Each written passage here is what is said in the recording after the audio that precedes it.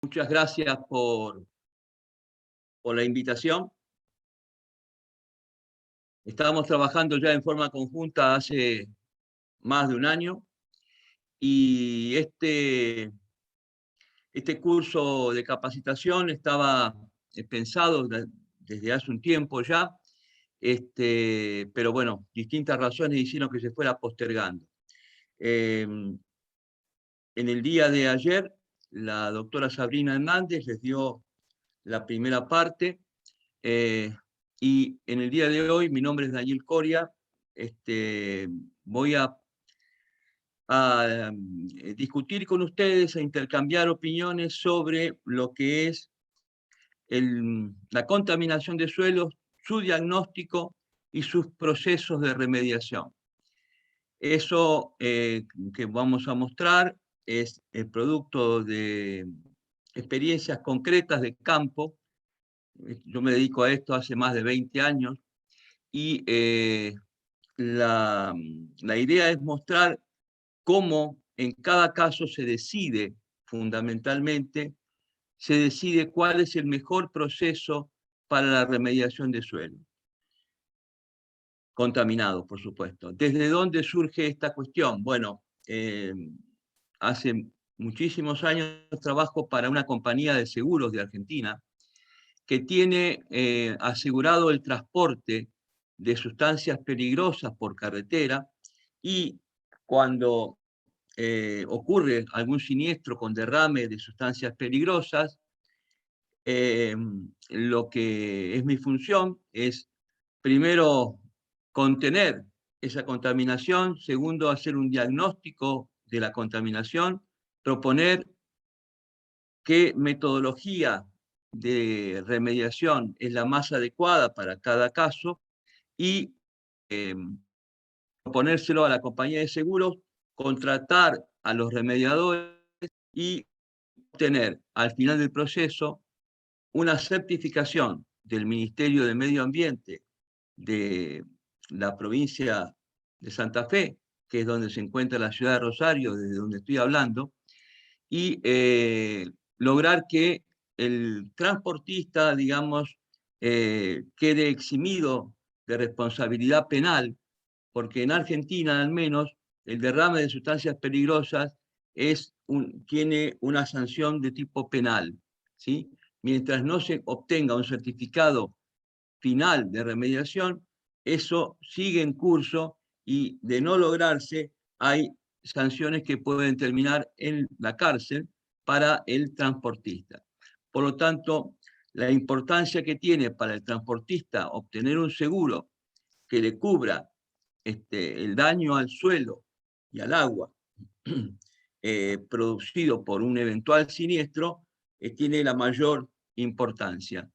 Destaco que para la legislación argentina, la contaminación del aire provocada por un derrame de sustancias en forma accidental no es considerado contaminación, ¿sí? O sea, no se considera la contaminación del aire por este proceso, sí la de agua y la de suelo. Entonces, la idea primero es ver a qué llamamos contaminación, cómo se hace un diagnóstico, cómo se propone una remediación con el mejor método disponible, y cómo se hace esa remediación y se obtiene la certificación final. Ese es el trayecto de esta mañana, y por supuesto, en la medida que yo vaya hablando y ustedes me quieran interrumpir para hacer alguna consulta, con todo gusto, no hay ningún inconveniente. ¿Puedo compartir pantalla, Sabrina? Sí, a ver, sí, puede tranquilamente compartir pantalla. ¿Ahí? ¿Pudiste? A ver.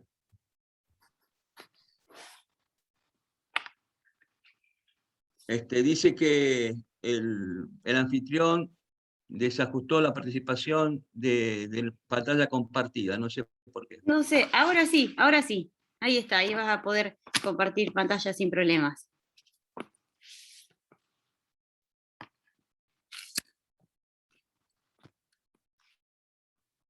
Se ve perfecto. Bueno, vamos entonces a compartir unas primeras diapositivas donde hablamos de contaminación de suelo, hablamos de lo que es sustancias peligrosas y cómo se hace un diagnóstico de contaminación con distintas metodologías y la propuesta de remediación. Vamos con eso, con ese tema primero. Cuando terminemos esta parte, hacemos un parate y establecemos un diálogo en función de las preguntas que ustedes quieran formular.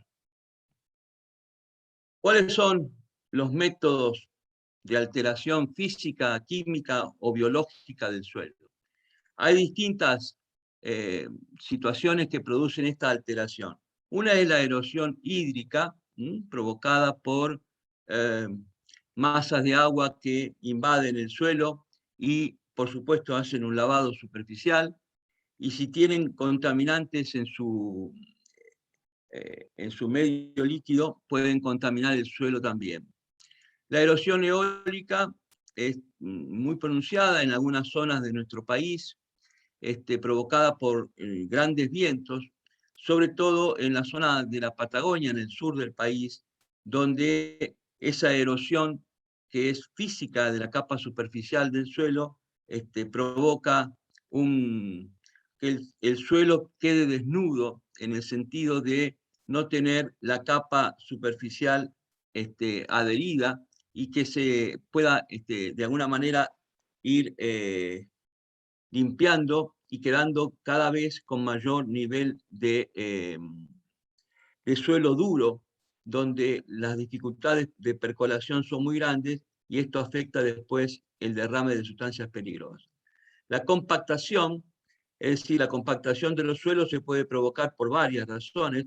Una de ellas es el trabajo agrícola, donde maquinarias muy pesadas se mueven sobre el suelo y lo van compactando a un grado diferente del que tenían originalmente. También, por ejemplo, la realización de rutas hace compactación de suelo en forma,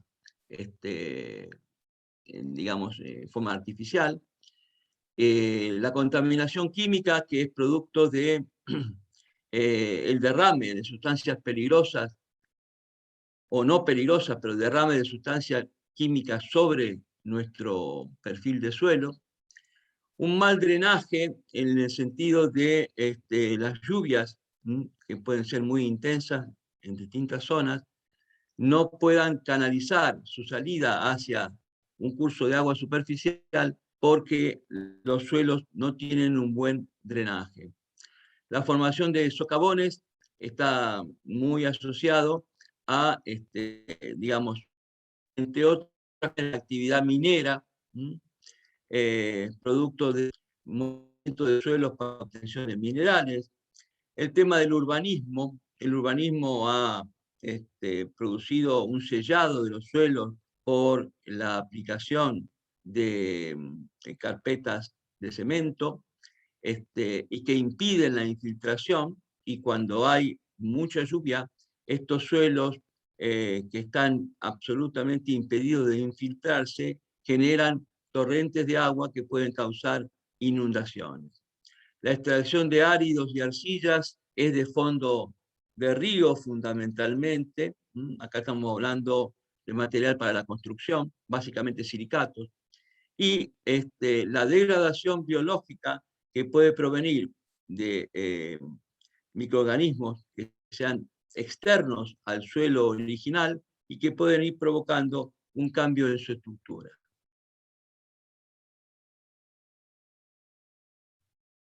Bien, desde el punto de vista de los tipos de contaminación del suelo, podemos tener una contaminación física, con variación de parámetros físicos del suelo, como la temperatura.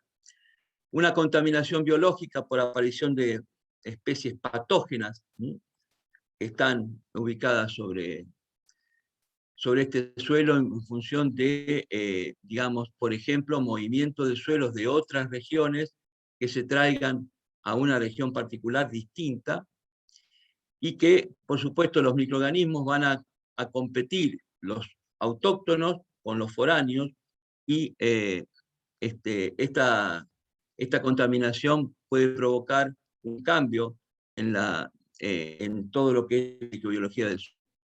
La contaminación química es, por supuesto, adición de compuestos o elementos en concentraciones que superan el valor original del suelo.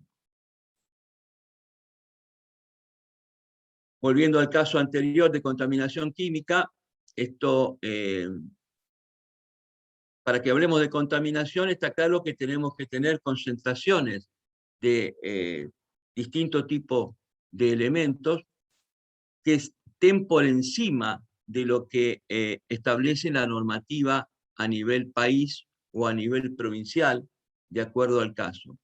Por supuesto que los suelos no son sustancias homogéneas, presentan gran cantidad de heterogeneidades. Hay suelos que naturalmente tienen sustancias contaminantes o sustancias que son extrañas para otros suelos en concentraciones altas. Por ejemplo, un caso típico en Argentina es la presencia de gran cantidad de mercurio en los suelos del sur del país, donde está la mayor cantidad de exploración petrolífera, y ese petróleo arrastra el mercurio y debe ser eliminado antes de llegar ese petróleo a la destilación y al topping, digamos, al reforming, porque ese mercurio anula la actividad de los catalizadores de reformado catalítico. Entonces hay que eliminar ese mercurio antes de que llegue a su destilación, pero esto está claro que no es por acción antrópica, es natural ese mercurio esté presente en esos suelos. La clasificación de los contaminantes lo podemos hacer por inertes, urbanos y especiales. Inertes son todos los, básicamente, residuos de tipo industrial. Los urbanos son los RSU, es decir, aquellas sustancias que generamos a nivel de nuestros mismos hogares y que de alguna manera desechamos porque ya no tenemos un uso particular para ello. Por ejemplo, el plástico, cueros, materia orgánica, etc. Hablando de materia orgánica, en nuestro país es uno de los países que más alto nivel de materia orgánica tiene en sus residuos sólidos urbanos, producto de los problemas de packaging y producto de un no aprovechamiento total de los alimentos. Por eso es que hay una gran cantidad de materia orgánica. Y los residuos especiales, que son los tóxicos, peligrosos, radiactivos y biosanitarios. Es decir, tóxicos son aquellos que en pequeña proporción causan un gran daño. La peligrosidad está dada por la posibilidad de que ese suelo tenga contacto con el ser humano. Los radiactivos, que son producto básicamente de los materiales que tienen uranio. Acá en Argentina hay materiales con uranio naturalmente, que se los usa, el U-238, que se lo usa para generar energía eléctrica en centrales eléctricas y que luego, una vez que ya están utilizados, deben ser dispuestos de forma muy segura para evitar que tengan acceso a la población de la cercanía. Y por supuesto los biosanitarios son aquellos que contienen gérmenes patógenos que pueden afectar nuestra salud. ¿Cuáles son los principales grupos de contaminantes? Bueno, los metales pesados. Llamamos metales pesados a todos los que están en la parte central de la tabla periódica, los que van llenando los orbitales D, y también algunos de la derecha de la tabla, como el caso del plomo, estaño, antimonio, etc. Los plaguicidas y herbicidas utilizados en la agricultura en gran cantidad en nuestro país, los compuestos orgánicos volátiles, los VOX, que se producen cuando hay un tratamiento de hidrocarburos fundamentalmente, los PCB, los policlorobifenilos, que se utilizan como aislantes en los equipos que hacen, digamos, el tratamiento para que se genere energía eléctrica y no se pongan en contacto entre las placas de los transformadores, por eso son de tipo aislante. El problema es que, como aislantes son muy buenos, el problema es que son cancerígenos, y de allí que la pérdida de estos transformadores, que se provoca por el paso del tiempo y por la corrosión, evidentemente contaminan el suelo y el agua que la población consume. Los hidrocarburos aromáticos policíclicos, naftaleno, antraceno, fenantreno, etcétera, que son de alta peligrosidad, son todos cancerígenos, mutagénicos, teratogénicos, porque en los anillos bencénicos no son degradados con facilidad por microorganismos. Aquí hay que ir a tratamientos fuertes desde el punto de vista químico y con reacciones a alta temperatura. Los nutrientes del suelo, nutrientes en cantidades que excedan lo que corresponda agregar, fundamentalmente los nutrientes a los que me estoy refiriendo son aquellos productos que tienen la incorporación de nitrógeno y fósforo hacia el medio del suelo, contaminantes radioactivos, producto de lo que ya dije anteriormente, el tema del desecho del material que se utiliza para centrales nucleares, y los contaminantes inorgánicos como las sales, que en muchos casos pueden ser no antrópicos, sino simplemente que surjan desde el interior de la Tierra por, digamos, acción de la contrapresión que esa agua subterránea hace sobre el nivel superficial.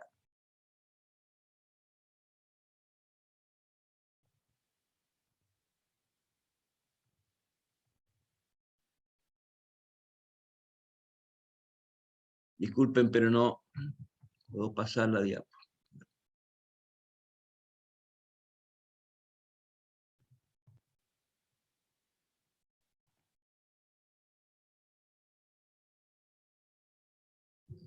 Bien, ¿cuáles son las fuentes de contaminación puntual de los suelos?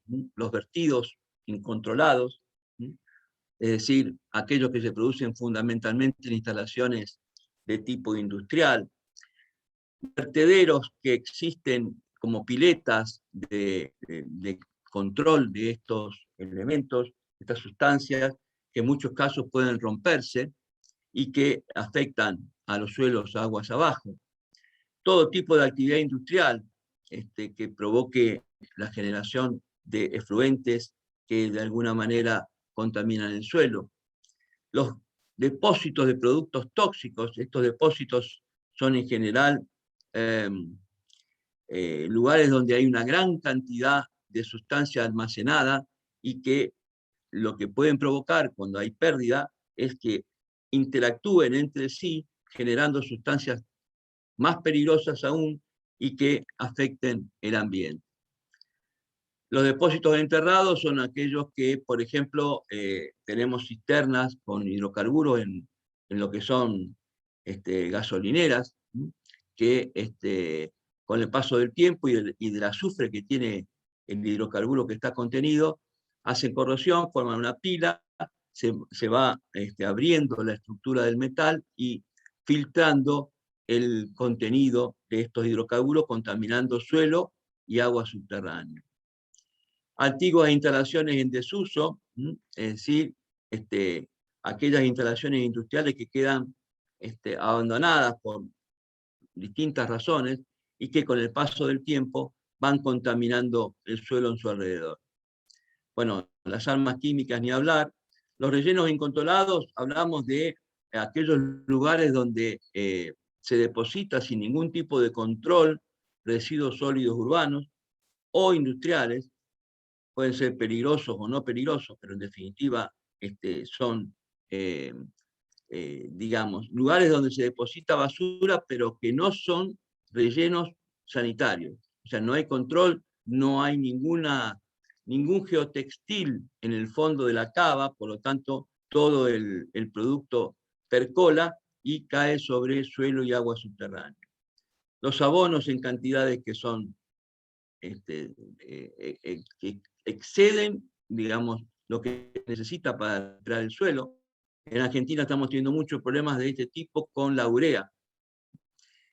La urea provoca, digamos, de alguna manera está incorporando mucha cantidad de nitrógeno y los agregados que estén por encima de lo que corresponde generan una cantidad de nitrógeno y de fósforo fuera de lo especificado.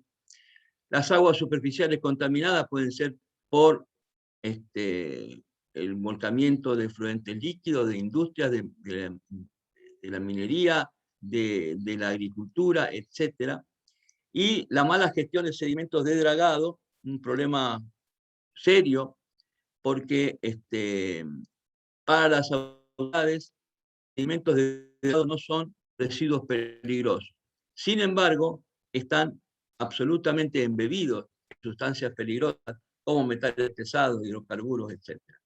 De todas maneras, esto todavía, al menos en nuestro país, tiene muy poco desarrollo, porque la autoridad, digamos, gubernamental, entiende que no son residuos, solamente son producto del movimiento de la draga en el fondo del mar o del río, que pone en circulación estos contaminantes. Bien.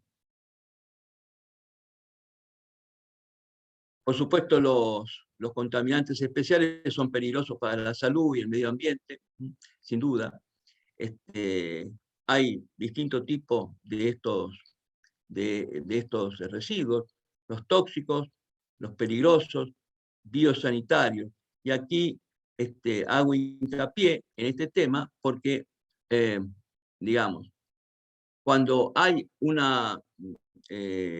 derrame de sustancias peligrosas, siempre hablamos de líquidos, ¿sí?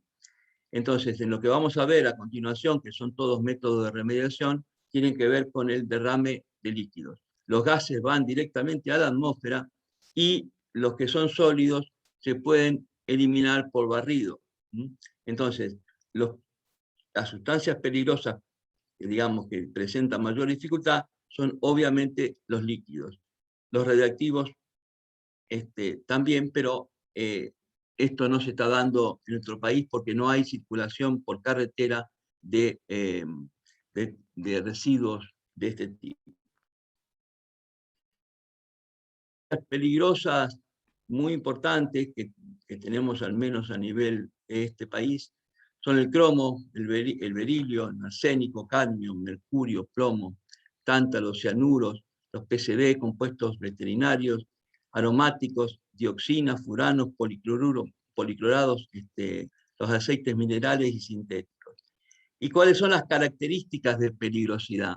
Estas características aparecen en la norma de Naciones Unidas sobre peligrosidad de las sustancias, y entre otras están las inflamables, es decir, las que pueden entrar en ignición a baja temperatura, las irritantes, que son las que producen mucha afectación de nuestras mucosas, básicamente, por ejemplo, el ácido clorhídrico, los nocivos, que pueden ser de distintos tipos, fundamentalmente de la química orgánica, los tóxicos, decía, aquellos que en pequeña proporción pueden causar un gran daño, cancerígenos, los que forman tumores, los corrosivos, como el sulfúrico, que destruyen nuestra piel y los músculos que están a su alrededor, los infecciosos, que tienen gran cantidad de microorganismos patógenos, los teratogénicos, que son los que de alguna manera perjudican el feto en el interior de la madre,